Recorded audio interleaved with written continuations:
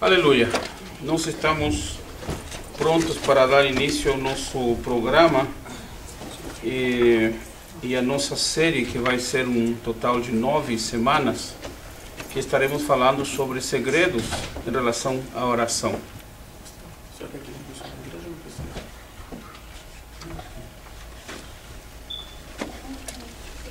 Vamos fazer uma oração ao Senhor, já que vamos falar sobre oração. Então comecemos orando a Deus para pedir a orientação, a direção, a graça e a unção do Senhor.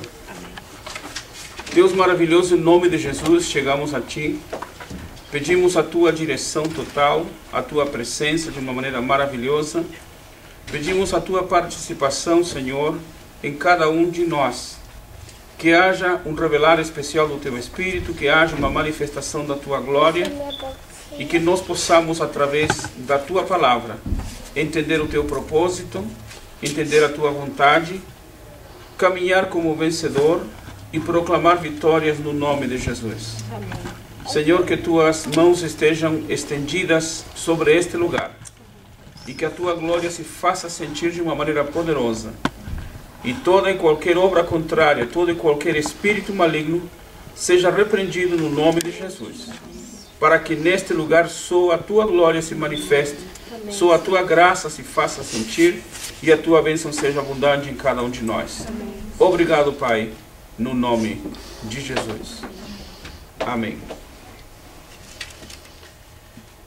Há muitos projetos e muitos planos e muitos assuntos que falam sobre oração.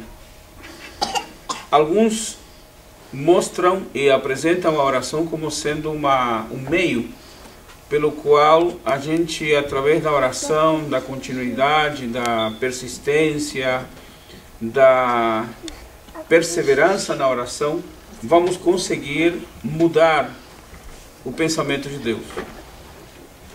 E vez por outra as pessoas dizem: não, se eu oro bastante, Deus vai me responder. Outra pessoa diz: não, eu não preciso orar porque eu já creio que Deus conquistou tudo para mim na cruz.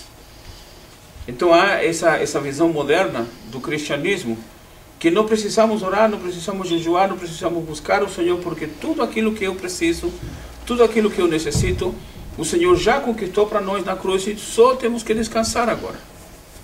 Temos que nos deleitar. Mas a Bíblia nos ensina que a oração é importante. A Bíblia nos mostra que a oração é necessária.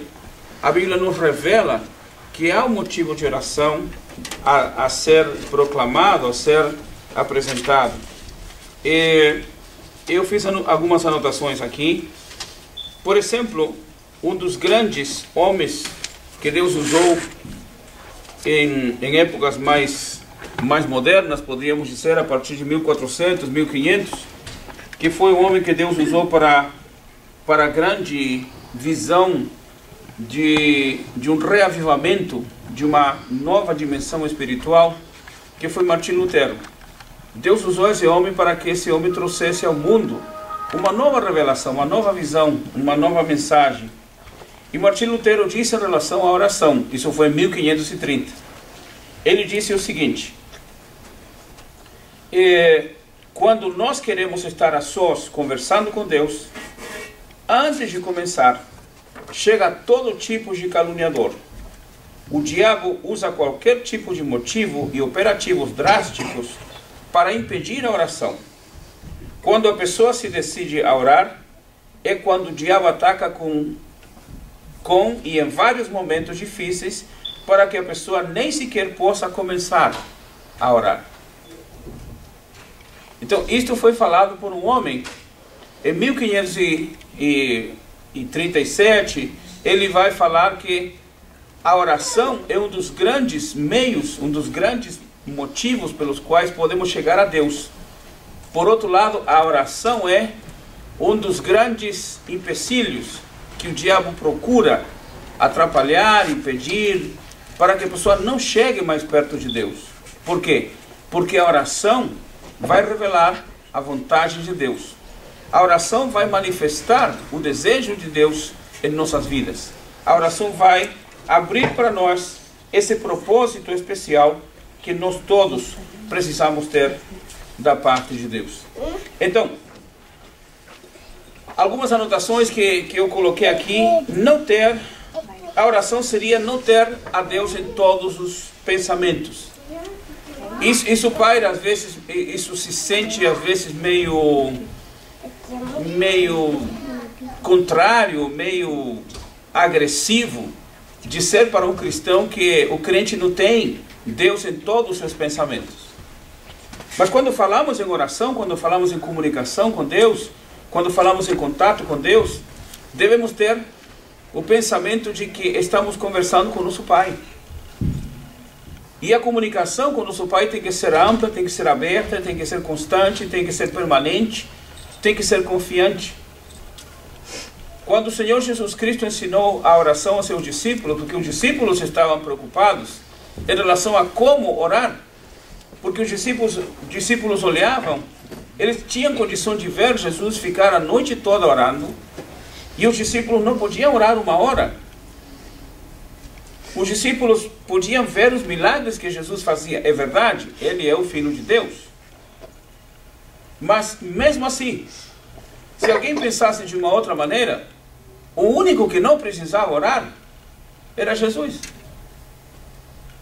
Os crentes modernos, os que têm uma visão mais moderna do cristianismo, eles dizem, não precisamos orar, não precisamos jejuar, não precisamos participar da Santa Ceia, não precisamos fazer uma quantidade de coisas. Por quê? Porque tudo foi adquirido por Cristo para nós na cruz e agora está tudo tranquilo, tudo maravilhoso. Mas a Bíblia nos mostra que o Senhor Jesus Cristo, que era o Filho de Deus, e ainda é, em quem estava todo o poder e toda a autoridade, o único que podia fazer os milagres que ele fez, se fosse no pensamento moderno, Jesus diria, não preciso orar, porque eu sou o Filho do Pai. Eu sou o que tenho poder, eu sou o que tenho autoridade. Não necessito orar, não há necessidade. Eu vim para mostrar a vocês o que vocês devem fazer. Mas a Bíblia nos fala, em Lucas capítulo 6, versículo 12, nós vamos ouvir o que está escrito aí na palavra do Senhor, Lucas 6 e 12. Naqueles dias, retirou-se para o monte a fim de orar, e passou a noite orando a Deus. Então, o Senhor Jesus Cristo ficou a noite toda orando ao Senhor, a Deus seu Pai, para que no dia seguinte ele possa, então, no dia seguinte possa escolher ou separar os 12 discípulos. Veja que é importante. Jesus ficou uma noite toda orando ao seu Pai, para que no dia seguinte tenha a condição de escolher 12 discípulos. Essa é uma grande lição, é uma grande orientação para nós, que quando temos que tomar decisões, quando temos que escolher, quando temos que fazer alguma coisa que está relacionada ou à obra do Senhor ou com as nossas vidas, devemos orar a Deus. Amém. E às vezes nós não oramos. Precisamos de alguma coisa, vamos e fazemos ou consultamos com alguém. O que você me aconselha? O que você me fala a esse respeito? Qual é a pessoa mais apropriada para fazer isto ou aquilo? Qual é a pessoa mais certa para ajudar nesta área? Estamos sempre, às vezes, buscando orientação de pessoas. E acreditamos que essas pessoas nos vão falar coisas certas. Não seria melhor consultar ao Senhor? Também. Não seria melhor fazer uma oração e dizer ao Senhor, Senhor, eu tenho que fazer uma escolha, eu tenho que tomar uma decisão, eu tenho que decidir-me por alguma coisa, eu tenho que fazer alguma outra coisa, então por favor me oriente. Se fazemos isso para coisas do dia a dia, quanto mais para a nossa situação espiritual. A oração deve ser parte do nosso dia a dia. Conversar com Deus, falar com Deus, apresentar a Deus os nossos problemas, apresentar a Deus as nossas necessidades, apresentar a Deus os nossos desejos. E quando nós não consultamos com Deus, o que isso significa? Significa que não está Deus em todos os nossos pensamentos, nem em todo momento. Se Jesus, para tomar a decisão de escolher 12 discípulos, ele ficou a noite toda orando. E se nós não consultamos ao Senhor, se nós não oramos ao Senhor, a vezes por coisas simples. Muitos cristãos por aí dão orientações e testemunhos e contam que estava precisando ir para o lugar, mas nesse lugar era tão difícil encontrar estacionamento e a pessoa tinha tão pouco tempo e orar ao Senhor: Senhor, me ajude para que eu consiga um bom estacionamento. E a pessoa chega aí, na hora que está chegando, está saindo um caminhão para ele estacionar tranquilo. Será que isso é coincidência? É o que alguns crentes chamam de Jesuicidência? Será que isso é coincidência? Será que isso aconteceu só por acontecer? É porque se consulta ao Senhor. Quando você quer comprar alguma coisa, é claro, você tem seu dinheiro, você já sabe o que quer comprar, você está à procura de algo que lhe agrade ou algo que você precisa. Aí a pergunta seria: para que consultar ao Senhor? Para quê? Não seria melhor, por que não falar com Deus?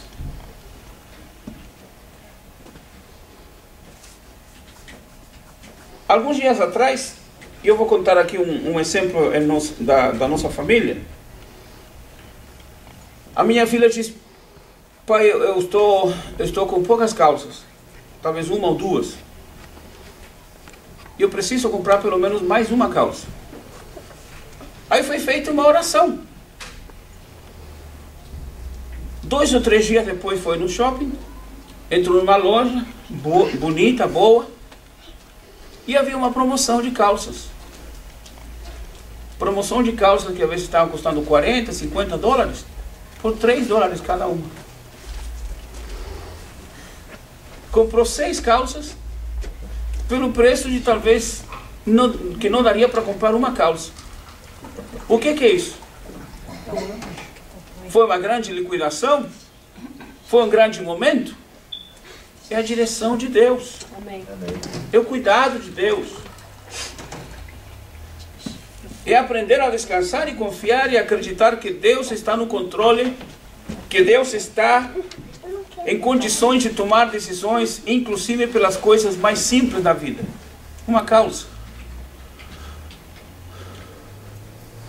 Que bom é quando nós aprendemos a colocar Deus em todos os nossos projetos.